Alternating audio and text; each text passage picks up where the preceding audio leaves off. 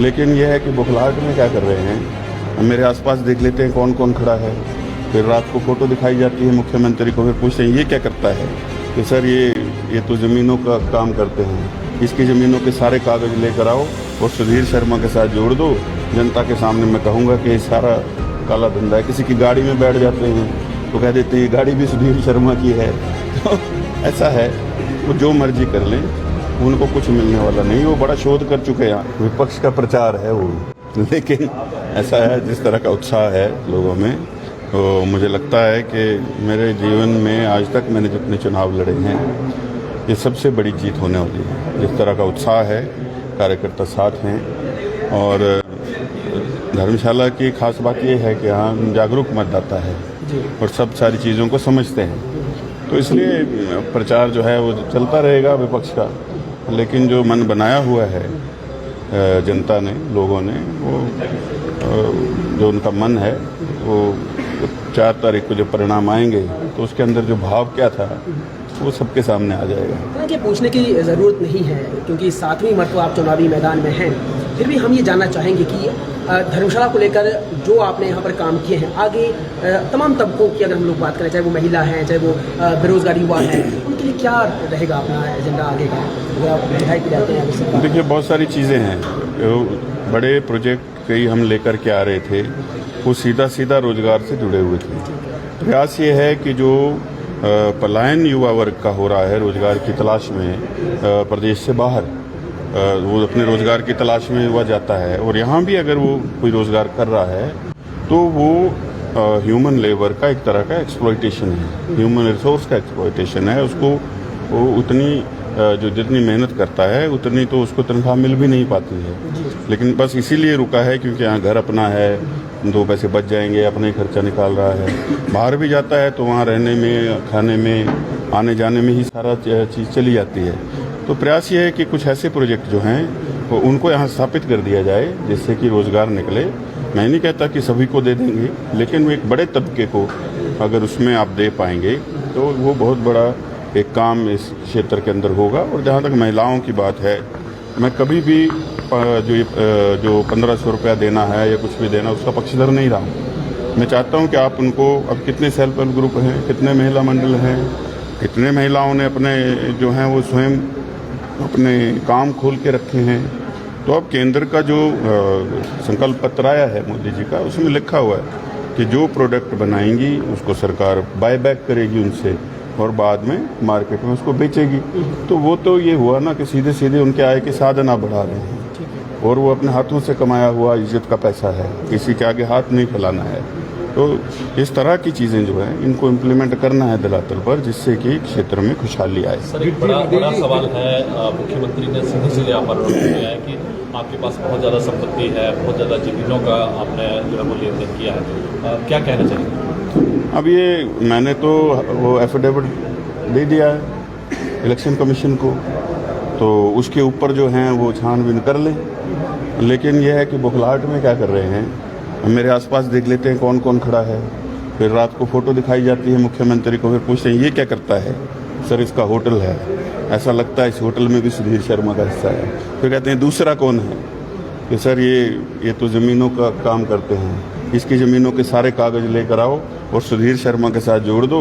जनता के सामने मैं कहूँगा कि ये सारा काला धंधा है। किसी की गाड़ी में बैठ जाते हैं तो कह देते हैं ये गाड़ी भी सुधीर शर्मा की है।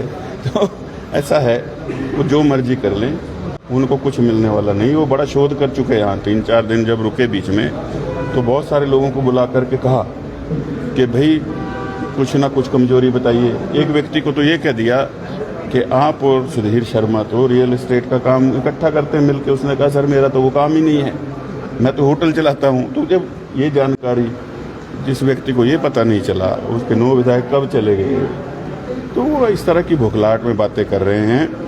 और निशाना उनका सीधा धर्मशाला है, क्योंकि वो जानते हैं कि ये थोड़े बहुत दिन गिने चुने हैं, ये सरकार नहीं चलेगी।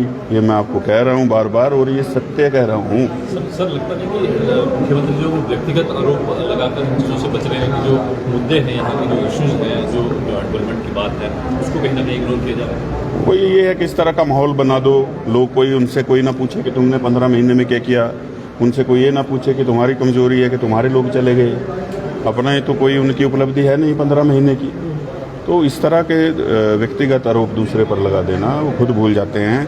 उन्होंने जो अपना एफिडेविट दिया है ना, पिछले चुनाव जो लड़ा है उसमें अपनी एक ज़मीन की जानकारी नहीं दी है, उसका केस उनका चल रहा है कोर्ट में, क्या बात करते हैं। तो वो जो कागज़ लेकर के चलेंगे तो इस तरफ से जो निकलेगा उनको थोड़ी सी मर्यादा रखनी चाहिए। मुख्यमंत्री के पद पर हैं, लेकिन ठीक है, अब उनके साथ ये हो गया तो जिसके साथ भी ऐसा होगा वो बेचारा तो इसी तरह से बोलेगा बौखलाहट में। तो हमारी उनके साथ जो है संवेदना भी है कि भाई चलिए अब ये हो चुका, अब उनको चुनाव की तरफ सोचना चाहिए, कुछ अच्छा करना चाहिए, और जितने भी दिन रह गए हैं इसमें प्रदेश के लिए कुछ अच्छा बोलें, कुछ अच्छे कर्म कमा लें। अगर बात करेंगे तो लगातार हर मंच पे सुखविंदर ये बोल रहे हैं कि सुधीर शर्मा बिके हुए हैं, बाकी नेता जो है उनकी सरगना है, उसको लेकर कहना चाहिए इस प्रकार की बयानबाजी कहाँ तक सही है? अब उनके ऊपर केस कर दिया है, शिमला हाईकोर्ट में भी मैंने किया हुआ है, उनके पास जो तथ्य हैं वो सामने रख दें। ये तो कोई भी किसी को कुछ भी कह सकता है, ये बिक गया, ये इसने ऐसे कर लिया वैसे कर लिया। आप मुझे एक बात बताइए, इतनी बड़ी पार्टी है, विश्व की सबसे बड़ी पार्टी है, उसमें आप आए, विधायक का पद छोड़ करके उसमें चले गए और अब दोबारा चुनाव लड़ रहे हैं। कोई हमारा इतना दिमाग तो अभी तक तो बुद्धि है, खराब तो नहीं हुआ कि पैसे लेकर के उस पार्टी में चले जाएंगे जहाँ पूरा जीवन अब आपको निकालना है। क्या बात करते रहते हैं। मतलब आप उससे खुद सोच सकते हैं कि व्यक्ति का मानसिक संतुलन कैसा है। और मैं शुरू से कहता हूँ कि अगर इनमें थोड़ी सी भी अक्ल होती तो ये दिन नहीं आता, पर ये अक्ल से कम काम लेते हैं, अक्कड़ से ज़्यादा काम लेते हैं। लगातार सेंट्रल यूनिवर्सिटी का मामला लंबे समय से जो मांग धर्मशालावासी की, उसको लेकर भी उनका कहना है कि राजनीति हो रही है, उसको लेकर कहना चाहिए। नहीं, राजनीति कौन कर रहा है? पैसे उन्होंने नहीं दिए, औपचारिकताएं हमने पूरी कर दी थी। जगह जो चिन्हित की वो मेरे समय में हुई, वीरभद्र सिंह मुख्यमंत्री थे, उनके साथ हम वहाँ गए थे, उसकी सारी फोटो हैं, दस्तावेज हैं, पूरे कागज हैं। और ये तो इनकी ही जो है वो जो जिस तरह का इनका प्रशासनिक जो पकड़ कमज़ोर है उस वजह से ये ढुलमुल रवैया रहा। जब इनके पास सेक्रेटरी सचिव फाइल लेके गए थे शिक्षा के, तो इन्होंने कहा कि केंद्रीय विश्वविद्यालय तो केंद्र पैसा क्यों नहीं दे रहा। इस मुख्यमंत्री को यही पता ना हो कि भाई ये तो प्रदेश का दायित्व बनता है। तो ये चीज़ है, इसको समझने उनको देरी हो गई है और अब तो गाड़ी छूट चुकी, अब तो ये सरकार रहने वाली है ही नहीं। तो इसलिए सारी बौखलाहट सुधीर शर्मा के ऊपर ही है।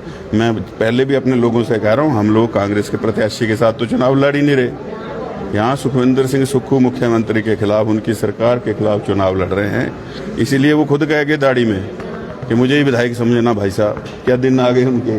तो ये दिन वही लाए हैं, मैं तो लाया नहीं हूँ। काम करते रहते, लोगों की उम्मीदों पर खरा उतरते, तो 5 साल पूरे कर सकते थे। लेकिन ये हिमाचल प्रदेश के सबसे कम अवधि के मुख्यमंत्री होंगे, ये इतिहास में जाएंगे इसी नाम को लेकर के।